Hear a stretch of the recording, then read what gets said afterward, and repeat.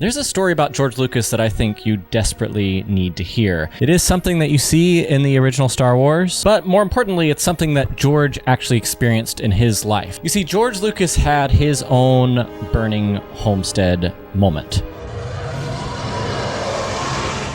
And it is detailed in this awesome book called The Secret History of Star Wars. You see, George was this kid. He had this Anytown, USA childhood. He grew up in Modesto, California.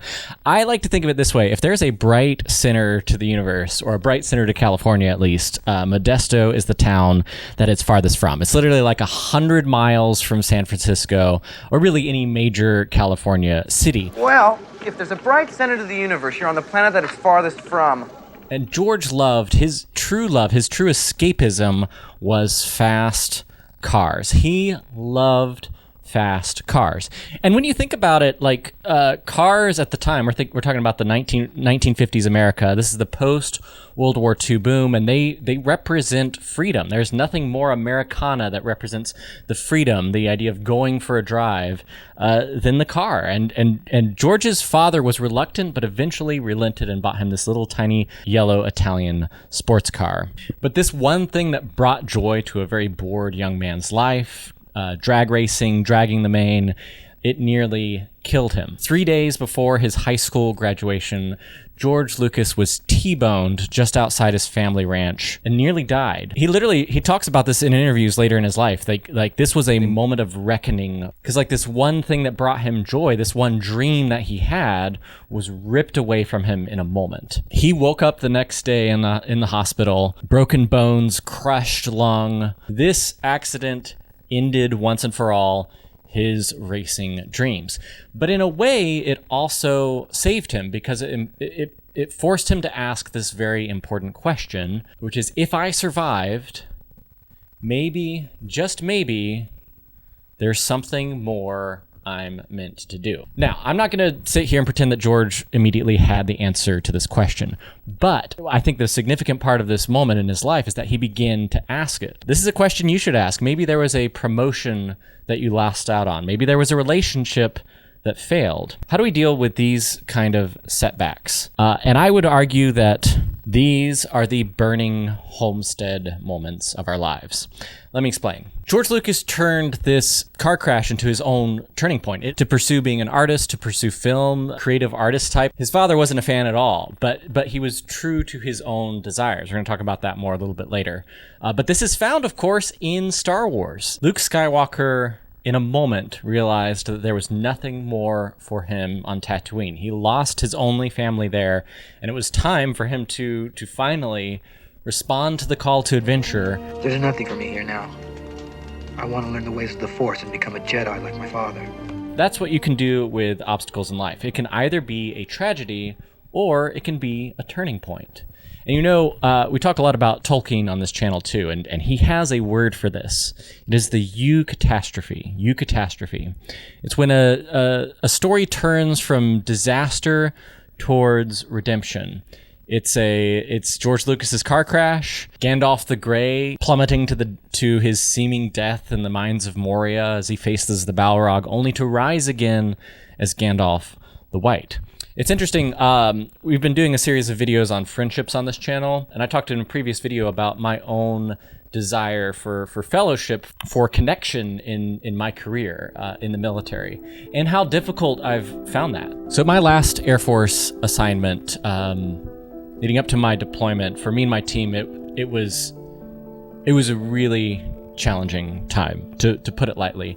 And there's one individual that I worked for a time, for which, like, nothing ever seemed good enough. As I continued to lead and push my team harder and harder and harder, nothing I did would ever be good enough, because the priorities weren't aligned with what I knew to be true. I knew that there were two things that I needed to take care of as an Air Force officer: the mission and the people. And this individual cared about neither of those things. That experience, as I pushed myself and my team harder and harder and harder to the, and in some cases past the breaking point, I learned the hard way that there are certain things, certain environments, certain types of leaders that I would no longer accept. But it took that heart-wrenching process of pushing and pushing and pushing and it never being good enough. Like, that feeling is such a deep conviction in me now. It is, I literally look at that as a burning homestead moment for me. And I don't doubt it. Like, I bet that you have your own burning homestead moments. It's a matter of looking back, particularly with the perspective of hindsight. Like, it's so much easier to see these. But that's the thing. That's where a tragedy can become a turning point. So this is Geeky Stoics. So there is, of course, a Stoic lesson here. And we talk about the whole idea of the obstacle is the way. What stands in the way becomes the way. It's almost a cliche Stoicism quote because it's been so popularized by the likes of Ryan Holiday. But it's true. Like, Lucas couldn't control the car crash. I couldn't control, like, I'm in the military. I have no control over who I work for. But you can use the wreckage of whatever your burning homestead moment is to build something new. You may not be able to change things in the moment, but man, you can learn from them and change your future. That's the poetic thing. I remember I first read this book a couple years ago, and it really did jump out to me just how much, when you think about George Lucas's car crash, is literally the thing that set him on the path to create Star Wars. If that had never happened, we may not have Star Wars today. It's kind of crazy when you think about how these moments in our lives can shape our future in ways that we never see this in the moment. It's always the benefit of hindsight where we recognize this. And that's why it's so important to pay attention. I'll put it this way. You have to pay attention to the tension. This is what I mean. When you have that churning gut feeling, that moment that it's not right, that feeling of betrayal, of hurt, of pain, of sorrow, like the things we experience as humans, there are two things you can choose to do with that feeling. You can lament, it can be woe is me, or you can choose to start writing your own comeback story. Honestly, that's what I'm trying to do, which is why I'd love for you to join me. Hey, I hope you've enjoyed this video. It is a little bit of a different vibe from some of our Geeky Stoics videos, but I hope it was meaningful to you. If nothing else, it was nice to get off my chest. But I'd like to invite you to continue this conversation. We have a link in the description below and the top of our YouTube channel for our community Discord.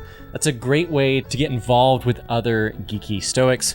We talk about this stuff because we believe these stories mean something. I love that. I think it's Neil Gaiman, and honestly, it's one of those quotes that's passed around so much it's hard to even know the origin story. But I'm going to paraphrase.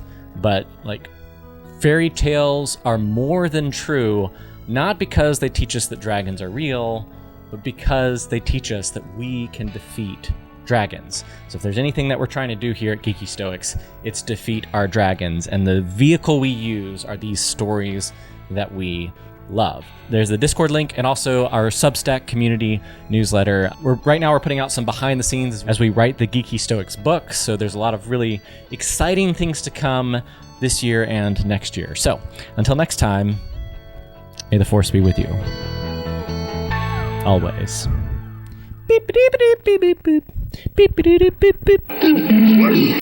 He doesn't like you. Just watch yourself. We're wanted men.